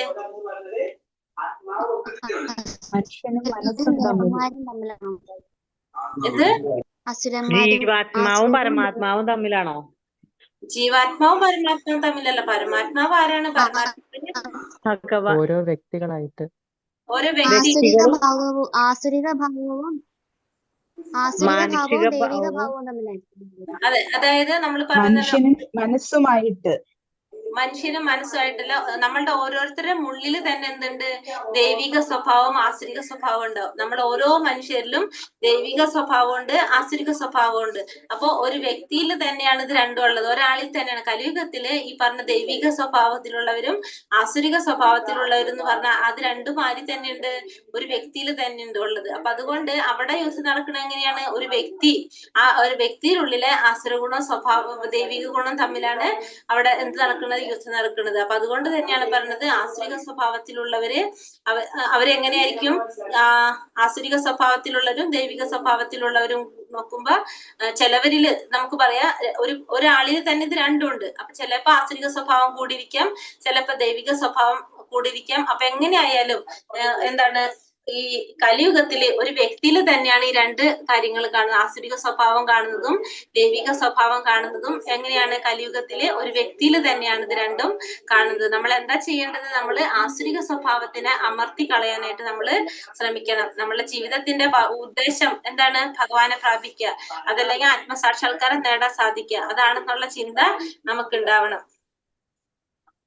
ആദ്യമേ പറഞ്ഞ മറ്റേ ത്രേതായുഗത്തിന് മുൻപുള്ള മറ്റേ അസുരന്മാരും ദേവന്മാരും തമ്മിലുള്ള ത്രേതായുഗത്തിൽ വന്നിട്ട് ശ്രീരാമനും രാവണനും അതിനു മുന്നേ ഉള്ള യുഗം സത്യയുഗത്തിൽ ഏതാണ്? രണ്ട് അസുരനും ദേവനും തമ്മിൽ. അതായത് ഹിരണ്യാക്ഷൻ വന്നില്ലേ നമ്മുടെ എന്താണ് ഭഗവാൻ ഹിരണ്യാക്ഷനായിട്ട് വരുന്നില്ലേ? അതെ, അതാണ് പറയുന്നത്. അപ്പൊ രണ്ട് ലോകങ്ങൾ തമ്മിൽ ത്രേതായുഗം വന്നപ്പോ രണ്ട് രാജ്യങ്ങൾ തമ്മിലായി. ദ്വാപരയുഗം വന്നപ്പോൾ ഒരു കുടുംബത്തിലെ രണ്ട് വ്യക്തികൾ തമ്മിലായി. കലിയുഗം വന്നപ്പോ ഒരു വ്യക്തിയിൽ തന്നെയായി. അപ്പൊ തസ്മാത് ശാസ്ത്രം പ്രമാണം തേ കാര്യകാര്യാവ്യവസ്ഥിതോ ജ്ഞാത്വോ ശാസ്ത്രവിധോ നോക്തം കർമ്മ കർത്തൂമിഹാർഹസി. എന്ത് ചെയ്യണം, എന്ത് ചെയ്യാൻ പാടില്ല എന്ന് ധർമ്മശാസ്ത്രങ്ങളുടെ അടിസ്ഥാനത്തിൽ ഒരാൾ മനസ്സിലാക്കണം. ഈ നിയമനിബന്ധനകൾ പഠിച്ചറിഞ്ഞ ശേഷം മാത്രം പ്രവർത്തിക്കുക. തന്മൂലം ക്രമേണ ഉന്നതി കൈവരിക്കാനായിട്ട് സാധിക്കും. അപ്പൊ നമ്മൾ എന്ത് ചെയ്യണം, എന്ത് ചെയ്യാൻ പാടില്ല എന്ന് മനസ്സിലാക്കണം. എങ്ങനെ? ധർമ്മശാസ്ത്രങ്ങളുടെ അടിസ്ഥാനത്തിലായിരിക്കണം ഒരാൾ മനസ്സിലാക്കേണ്ടത്. ഈ നിയമനിബന്ധനകൾ പഠിച്ചറിഞ്ഞ ശേഷം മാത്രം പ്രവർത്തിക്കുക. ഇതൊക്കെ എന്തെങ്ങനെ പ്രവർത്തിക്കണം? നമ്മള് ഈ പറഞ്ഞ നമ്മളെ നിയമങ്ങള്, നിയന്ത്രണങ്ങൾ ഇതൊക്കെ പഠിച്ചറിഞ്ഞതിന് ശേഷം, നിബന്ധനകളൊക്കെ പഠിച്ചതിന് ശേഷമായിരിക്കണം നമ്മൾ പ്രവർത്തിക്കേണ്ടത്. തന്മൂലം നമുക്ക് ക്രമേണ എന്ത് ചെയ്യാൻ സാധിക്കും? ഉന്നതിയിലേക്ക് ക്രമേണ നമുക്ക് ഉയരാനായിട്ട് സാധിക്കും. ഭഗവത്ഗീതയിലൂടെ കൃഷ്ണൻ അറിയുകയും കൃഷ്ണാവബോധം ഉൾക്കൊള്ളുകയും ചെയ്ത് ഭക്തിയുടെ സേവനത്തിൽ മുഴുകുന്നവൻ വേദസംഹിതകൾക്ക് നൽകാവുന്നത്ര അത്യുത്കൃഷ്ടമായ ധ്യാനം മാത്രമേ നൽകി കഴിഞ്ഞു. ഭഗവത്ഗീതയിലൂടെ എന്ത് ചെയ്യണം? ഭഗവാനെ കുറിച്ച് അറിയുക, കൃഷ്ണാവബോധം ഉൾക്കൊള്ളുക, പിന്നെ ഭക്തിയുടെ സേവനത്തിൽ മുഴുകിയിരിക്കുക. അങ്ങനെയുള്ളവർക്ക് എന്താണ്? വേദങ്ങളിൽ നൽകാവുന്ന അത്ര അത്യുത്കൃഷ്ടമായിട്ടുള്ള ജ്ഞാനം അത്രയും അവർക്ക് നേടിക്കഴിഞ്ഞു എന്ന് പറയാനായിട്ട് സാധിക്കും. പിന്നെ ശ്രീ ചൈതന്യ മഹാപ്രഭു ഈ പ്രക്രിയ അത്യന്തം ലളിതമാക്കിയിട്ടുണ്ട്. എന്താണ്? ഹരേ കൃഷ്ണ കൃഷ്ണ കൃഷ്ണ ഹരേ ഹരേ, ഹരേ രാമ രാമ രാമ ഹരേ ഹരേ. അങ്ങനെ നാമം ജപിക്കാനും പിന്നെന്താണ്? ഭഗവാന്റെ സേവനത്തിൽ ഭക്തിപൂർവ്വം ഏർപ്പെടാൻ, ഭഗവത് പ്രസാദം കഴിക്കുക. അങ്ങനെ 3 കാര്യങ്ങളാണ് ജനങ്ങളോട് ഉപദേശിച്ചത്. അപ്പൊ ചൈതന്യ മഹാപ്രഭു എന്തൊക്കെയാണ്? ചൈതന്യ മഹാപ്രഭു എന്ന് വെച്ചിട്ടുണ്ടെങ്കിൽ കലിയുഗത്തിൽ ഭഗവാൻ സ്വയം അവതരിക്കുകയാണ് ചെയ്തത് അല്ലെ? എന്നിട്ട് ഭഗവാൻ സ്വയം വന്നിട്ടാണ് നമ്മളോട് നാമം ജപിക്കാൻ പറഞ്ഞത്. അപ്പൊ 3 കാര്യങ്ങളാണ് ചൈതന്യ മഹാപ്രഭു നമ്മളോട് ചെയ്യാൻ പറഞ്ഞിരിക്കുന്നത്. എന്തൊക്കെയാണ്? ഒന്ന് ഭഗവാന്റെ നാമം ജപിക്കണം, ഭഗവാന്റെ പ്രസാദം കഴിക്കണം, പിന്നെന്താണ്? ഭക്തിയുടെ സേവനത്തിൽ ഏർപ്പെടുക. 3 കാര്യങ്ങൾ. അപ്പൊ ഒന്ന് ഭഗവാന്റെ നാമം ജപിക്കുക, പിന്നെ ഭഗവത് പ്രസാദം കഴിക്കുക, പിന്നെ ഭഗവാന്റെ സേവനത്തിൽ ഏർപ്പെടുക. ഈ 3 കാര്യങ്ങളാണ് ചെയ്യാനായിട്ട് ഉപദേശിച്ചിട്ടുള്ളത്. പിന്നെ ഈ ഭക്തി സാധനങ്ങളിൽ നേരിട്ട് ഏർപ്പെട്ടിരിക്കുന്ന ഒരാള് വൈദിക സാഹിത്യങ്ങളിൽ വേണ്ടുവണ്ണം പഠിച്ചിട്ടുണ്ടെന്ന് പറയാനായിട്ട് സാധിക്കും. അപ്പൊ ഈ ഭക്തി സാധനങ്ങളിലൊക്കെ നേരിട്ട് ഏർപ്പെട്ടിരിക്കുന്ന ഒരു വ്യക്തി, ഭക്തി സാധനങ്ങൾ നേരിട്ട് ഏർപ്പെട്ട് കഴിഞ്ഞാല് വൈദിക സാഹിത്യങ്ങൾ വണ്ണം പഠിച്ചിട്ടുണ്ടെന്ന് നമുക്ക് പറയാനായിട്ട് സാധിക്കും. ഇനി ഒരു കാര്യം കൂടി അതിൽ പറയുന്നുണ്ട്. നമ്മളെ ഈ ജീവാത്മാവിന് ഇതൊക്കെ നമുക്ക് ചെയ്യേണ്ടി വരുന്നത് എന്തുകൊണ്ടാണ്? ജീവാത്മാവിനെ ഇത്രയും പരിശുദ്ധമാക്കാനായിട്ട്. ജീവാത്മാവിന് 4 കുറവുകളുണ്ട്, അല്ലെങ്കിൽ 4 ദോഷങ്ങളുണ്ട് ജീവാത്മാവിന്. എന്തൊക്കെയാണ്? ഈ ബദ്ധനായ ജീവാത്മാവിന് കാണുന്ന 4 ദോഷങ്ങൾ അല്ലെങ്കിൽ കുറവുകളാണ് എന്താ പറയണത്? ഒന്ന് അപക്വമായിട്ടുള്ള ഇന്ദ്രിയങ്ങള്, പക്വതയില്ലാത്ത ഇന്ദ്രിയങ്ങള്, പിന്നെ വഞ്ചനാ പ്രവണത, മറ്റുള്ളവരെ വഞ്ചിക്കാനുള്ള പ്രവണത, തെറ്റ് വരുത്താനുള്ള പ്രവണത, പ്രവണത, പിന്നെ വ്യാമോഹശീലം. ഈ 4 കാര്യങ്ങൾ ആർക്കുണ്ട്? ഈ ജീവാത്മാവിൽ കാണുന്ന ദോഷങ്ങളാണിത്. ഏതൊക്കെയാണ്? ഒന്ന് അപക്വമായിട്ടുള്ള ഇന്ദ്രിയങ്ങള്, തെറ്റ് വരുത്താനുള്ള പ്രവണത, പിന്നെ ഏതാണ് പറഞ്ഞ? തെറ്റ് വരുത്താനുള്ള പ്രവണത, അപക്വമായിട്ടുള്ള ഇന്ദ്രിയങ്ങള്, വഞ്ചന പ്രവണത, മറ്റുള്ളവരെ വഞ്ചിക്കാനുള്ള പ്രവണത, പിന്നെ വ്യാമോഹശീലം. ഈ 4 ദോഷങ്ങൾ ആർക്കുണ്ട്? ജീവാത്മാവിനുണ്ട്. പിന്നെ നമുക്ക് എന്തുകൊണ്ടാണ് നമ്മൾ ഈ മനുഷ്യ ജീവിതത്തിൽ നമുക്ക് ഇത്രയും പ്രശ്നങ്ങളും വീഴ്ചകളൊക്കെ ഉണ്ടാകാൻ കാരണം?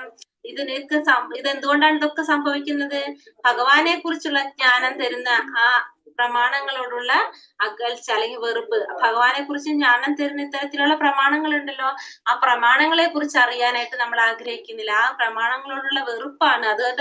അതൊരു വെറുപ്പായി കഴിഞ്ഞാൽ നമുക്ക് എന്താണ്, നമ്മളൊക്കെ അജ്ഞാനികളായിട്ട് മാറും. അതുകൊണ്ടാണ് നമുക്ക് എന്ത് വരുന്നത്, ഈ മനുഷ്യ ജീവിതത്തിലെ എല്ലാ വീഴ്ചകൾക്കും കാരണം, അല്ലെങ്കിൽ നമ്മളുടെ എല്ലാ പ്രശ്നങ്ങൾക്കും കാരണം എന്താണ്, ഭഗവാനെ കുറിച്ചുള്ള ജ്ഞാനം തരുന്ന ആ എന്താ പറയാ പ്രമാണങ്ങളോട് അല്ലെങ്കിൽ ഗ്രന്ഥങ്ങളോടുള്ള വെറുപ്പാണ് നമ്മളെ ജീവിതത്തിൽ എല്ലാ പ്രശ്നങ്ങൾക്കും കാരണം. ഹരേ കൃഷ്ണ കൃഷ്ണ കൃഷ്ണ ഹരേ ഹരേ, ഹരേ രാമ രാമ രാമ ഹരേ ഹരേ.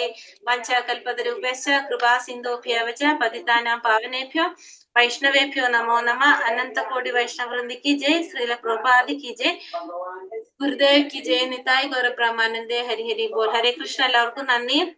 ക്വസ്റ്റ്യൻ വായിക്കാം. ദിവ്യ പ്രകൃതിയാൽ അനുഗ്രഹീതരായവർക്കുള്ള 26 ഗുണങ്ങൾ ഏതൊക്കെയാണ്? നിർഭയത, നിർഭയത, അസ്തിത്വത്തിന്റെ ശുദ്ധി, ആധ്യാത്മിക ജ്ഞാനനിഷ്ഠ, ദാനം, ആത്മനിയന്ത്രണം, ക്രോധമില്ലായ്മ, ബുദ്ധി, വെറുപ്പ്, കാരുണ്യം, ലോഭമില്ലായ്മ, മൃദുല സ്വഭാവം, വിനയം, നിശ്ചയം, തേജസ്, ക്ഷമ, ധൈര്യം, ചൗച്യം, ദ്രോഹമില്ലായ്മ, അഹംഭാവ ശൂന്യത,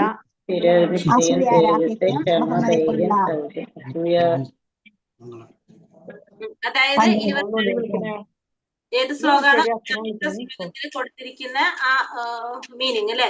അതായത് ഏതൊക്കെയാണ് പറഞ്ഞ? നിർഭയത, അസ്തിത്വത്തിന്റെ ശുദ്ധി, ആധ്യാത്മിക ജ്ഞാനനിഷ്ഠ, ദാനം, ആത്മനിയന്ത്രണം, യജ്ഞം, വേദപഠനം, തപസ്, ലാളിത്യം, അഹിംസ, സത്യം, ക്രോധമില്ലായ്മ, ത്യാഗം, ശാന്തി, പരസ്പരത്തിൽ വെറുപ്പ്, സർവ്വജീവികളോടും കാരുണ്യം, ലോഭമില്ലായ്മ, മൃദുല സ്വഭാവം, വിനയം, സ്ഥിരനിശ്ചയം, തേജസ്, ക്ഷമ, ധൈര്യം, ശൗര്യം, അസൂയാരാഹിത്യം, ബഹുമതിക്കുള്ള വാഞ്ചയിന്മ. ഇതൊക്കെയാണ് ദൈവിക പ്രകൃതിയിലുള്ള അവരുടെ സ്വഭാവത്തിൽ പറയുന്നത്, സ്വഭാവ ഗുണങ്ങൾ പറയുന്നത്. രണ്ടാമത്തെ, അർജുനൻ ഏത് ഗുണത്തിൽ പിറന്നവനാണ്? ദൈവിക ഗുണങ്ങളിലെ ദൈവീയ ഗുണങ്ങളോടുകൂടി പിറന്നവനാണ്. 20 ആരെ കുറിച്ചാ പറയുന്നത്?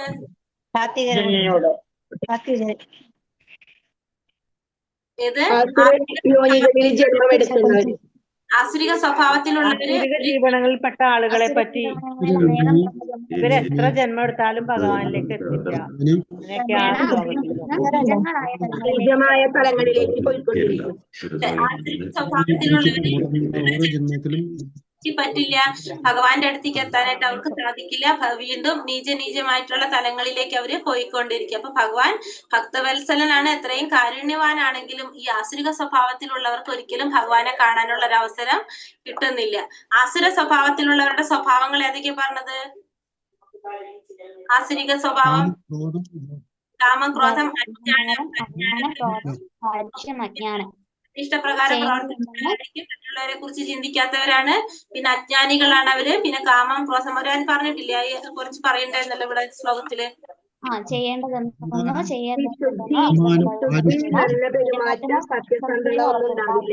രണ്ടു തരം ശുചിത്വങ്ങളും ഇവർ പാലിക്കുകയില്ല. ഈശ്വരനിൽ വിശ്വാസമില്ല. കാമമല്ലാതെ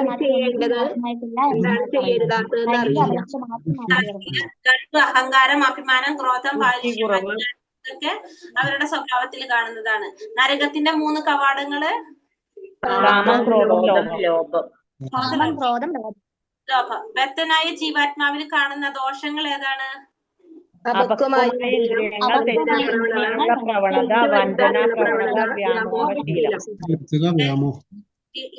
ഇന്ദ്രിയങ്ങള് അപക്വമായിട്ടുള്ള, പക്വതയില്ലാത്ത ഇന്ദ്രിയങ്ങളാണ്. പിന്നെ മറ്റുള്ളവരെ വഞ്ചിക്കാനുള്ള പ്രവണത കൂടുതലാണ്. വ്യാമോഹശീലം ഉണ്ടായിരിക്കും. പിന്നെ വേറെ ഒരെണ്ണം കൂടി പറഞ്ഞു, വഞ്ചന വരുത്തുവാനുള്ള പ്രവണത. തെറ്റ് സംഭവിക്കുന്നവരാണ്.